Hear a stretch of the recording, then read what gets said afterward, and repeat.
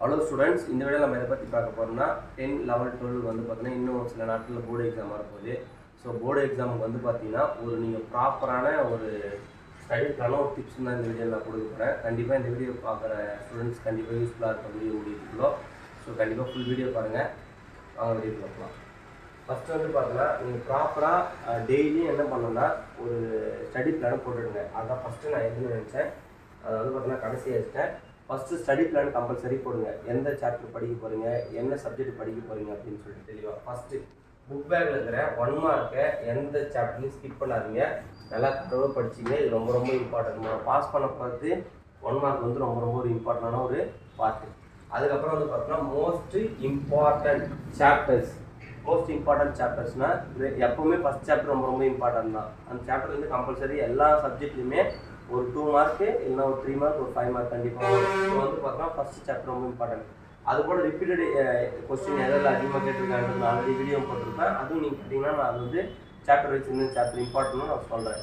அதுக்கப்புறம் வந்து பார்த்தோன்னா ரிப்பீட்டட் இம்பார்ட்டன்ட் கொஸ்டின்ஸ். ஓகேங்களா, இது வரைக்கும் உங்களுக்கு வந்து பார்த்தோன்னா ஒரு சாப்டரில் ஒரு 5 கொஸ்டின் 6 கொஸ்டின் தான் ரிப்பீட்டாக கேட்டுகிட்டே இருப்பாங்க. அந்த கொஸ்டின் நல்லா தரவாக எழுதி வச்சு ரெகுலராக படிச்சுட்டு வாங்க. இதுவரையும் நீங்கள் இந்த ஃபஸ்ட்டு 3 கவர் பண்ணாலே நீங்கள் வந்து பார்த்தீங்கன்னா ஒரு 40% மார்க்கை வந்து பார்த்தீங்கன்னா நீங்கள் ஸ்கோர் பண்ணிடலாம். 40 to 50% ஸ்கோர் பண்ணிடலாம்.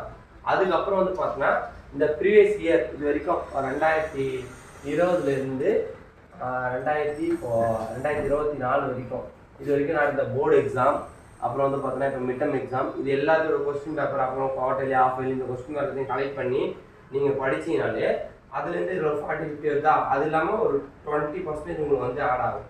ஓகேங்களா, இதுவே உங்களுக்கு வந்து பார்த்தீங்கன்னா 70 to 80% மார்க் எடுத்துடலாம். மீதி நீங்கள் வந்து பார்த்தீங்கன்னா டைம் மேனேஜ்மெண்ட் அதை சொல்கிறது இன்சைட் 1 மார்க்கை கம்பல்சரி படிச்சிங்க. ஏன்னா நீங்கள் 100 மார்க் சென்டம் எடுக்கிற ஸ்டூடெண்ட்டுக்கு கண்டிப்பாக இன்சைட் 1 மார்க் வேணும். அதனால் தரவு படிச்சிங்க. கிரியேட்டிவ் கொஸ்டின் இது வரைக்கும் என்னென்ன கிரியேட்டிவ் கொஸ்டின் கேட்டிருக்காங்க, என்னென்ன சாப்டரில் கேட்டிருக்காங்கன்னு கண்டிப்பாக உங்களுக்கு தெளிவாக தெரிவிக்கணும். அப்போ தான் வந்து பார்த்தீங்கன்னா நீங்கள் 100 மார்க் எடுக்க முடியும். அதுக்கப்புறம் டைம் மேனேஜ்மெண்ட், எந்த சப்ஜெக்ட்டுக்கு எவ்வளோ நேரம் படிக்க போகிறீங்க அப்படின்றது கண்டிப்பாக நீங்கள் ஒரு ஸ்டடி பிளான் போட்டு இந்த சப்ஜெக்ட் நமக்கு ரொம்ப வீக்காக இருக்கும், இது மார்னிங் செஷனாக வச்சுப்போம், இல்லை இதை ஈவினிங் செஷனாக வச்சுப்போம், அதுபோல் வச்சு படிச்சுன்னா கண்டிப்பாக நீங்கள் வந்து பார்த்தீங்கன்னா பப்ளிக்கில் நல்ல மார்க் ஸ்கோர் பண்ணலாம். இந்த வீடியோ உங்களுக்கு ரொம்ப யூஸ்ஃபுல்லாக இருக்குன்னு நினைக்கிறேன். யூஸ்ஃபுல்லாக இருந்தால் உங்கள் ஃப்ரெண்ட்ஸ் எல்லாரும் ஷேர் பண்ணி விடுங்க. இதே போல் வீடியோ வேணுன்னா நம்ம சேனலை ஃபாலோ பண்ணி வச்சுங்க. தேங்க்யூ.